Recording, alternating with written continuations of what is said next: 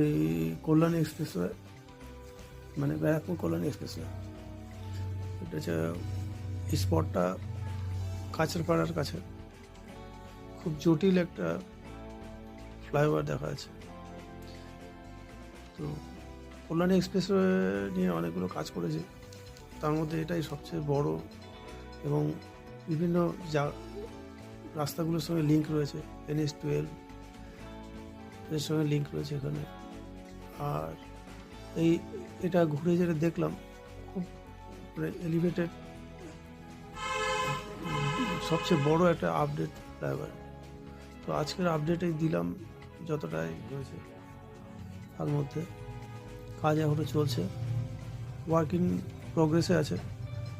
তো অন্যান্য ফ্লাইওভারগুলো দেখেছি, কল্যাণী এক্সপ্রেসের উপর যা কাজ করেছে, তার যা অভিজ্ঞতা আছে, এটা সম্পূর্ণ আলাদা।